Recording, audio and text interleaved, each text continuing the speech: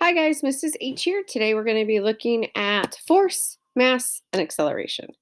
So at this end of this presentation, you'll be able to use the formula F equals m times a and describe how acceleration, force, and mass are all related. And then notice also there's some key vocabulary. Um, this unit, we're going to be looking at specifically just a few. So Newton's second law actually deals with this concept of how force, mass, and acceleration are related.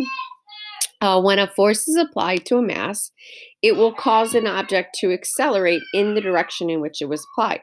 So if I'm going to push, which is a force, push an object to the right, that object will accelerate in the direction in which I pushed it, which would be the right.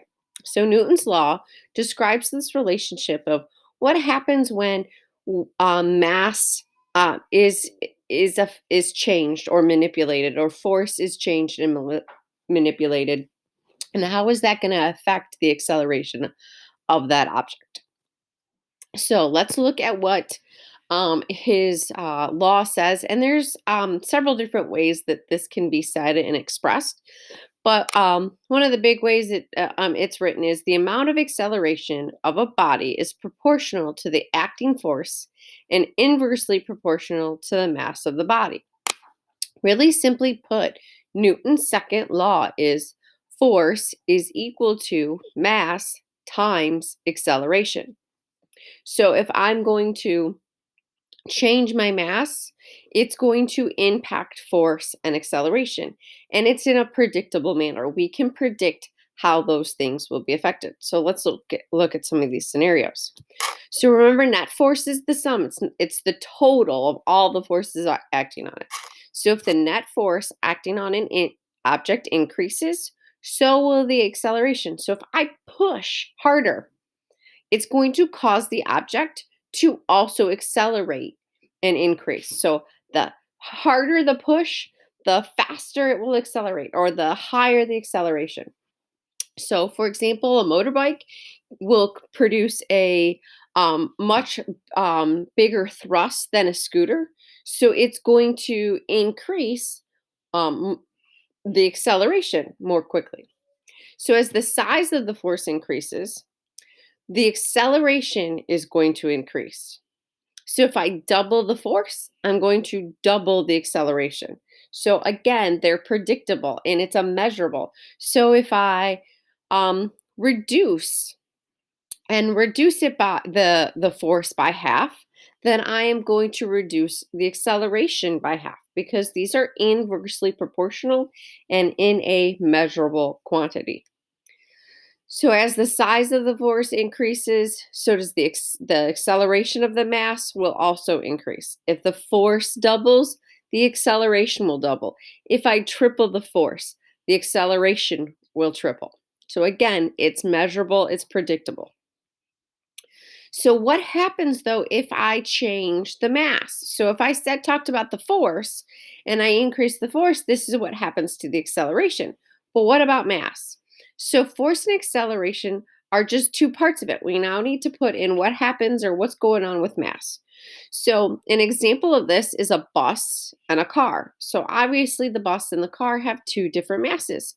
But if I have the same force applied to both the bus and the car, and then the object with the smaller mass will have a greater acceleration if the forces are the same. Um, or another way of saying this, if I have the acceleration, I want the car and the bus to accelerate at the same rate. That means I have to apply a greater um, force to the bus so that it will accelerate at the same rate. So it what happens if the force stays the same, but the masses are increased? What will happen? This is what I was saying before. So if the masses are increased and the forces stay the same, the acceleration decreases. So though, again, to that bus, or here the little car and the bale of hay. So the car has a smaller mass and the hay has a bigger mass. So what will happen if I apply the same force to these objects? The little car is going to accelerate more quickly. And so that's where this equation comes in. So it's a relationship between force and mass, or sorry, mass and acceleration will equal the force. So if I have a measurable mass and I have a measurable acceleration, that will get me the force. And I can also rearrange these equations to find either the mass, if that's unknown, or the acceleration, if that's unknown. And so force is measured in newtons, where mass is measured in kilograms and acceleration is measured in meters per second squared, per second. Or I said that right, sorry. Um, Acceleration is measured in meters per second squared. Another way of saying that is meters second to the -2. Sometimes you see it written there, like you see on this slideshow. You can also see it as meters per second per second. All of those are the same, but that is the measurable. I can't change my unit on measurement because then it's not going to equal a newton. So if I change mass to pounds, I no longer have a newton. And actually, force in would be a slug, but you don't really see that very often. So let's look at some of these problems. Um, and let's look at how we can rearrange the equation.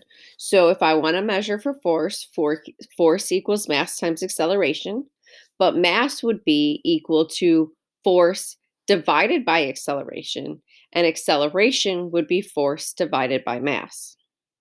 So here's two examples. So in this one, I have an object that has a mass of 1.25 kilograms and it's accelerating at zero point 0.8 meters per second squared. So I would have to multiply those two numbers together. Multiply the mass, which is right here, the 1.25, times the acceleration, zero point 0.8, and I would get 1 Newton or 1 N. So that's one example, just multiplying the two numbers. The trickiest part is going to be able to figuring out and identifying. So this is the mass, so that would be m, and this is zero point 0.8, and that's meters per second squared, so that's acceleration, and so those would go into this equation here. So now what happens if I need to rearrange force equals mass times acceleration? So in this one, I have a force that's 20 newtons and it's applied to a hockey puck, and the hockey puck has a mass of 0.5 kilograms. How, what's the acceleration of the puck? So here I need to take force and I don't need to divide it by mass. So here's 20, that's the force, and here's 0.5, that's the kilograms. So 20 divided by zero point 0.5 would be equal to 40 meters per second squared. So in the coming days and in the coming assignments, we're going to be looking at this equation, force equals mass times acceleration.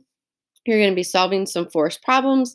And actually, in the future, we're going to be looking at how that can be used to solve for weight using gravity. So if you have any questions, make sure you guys are reaching out to me. Bye, guys.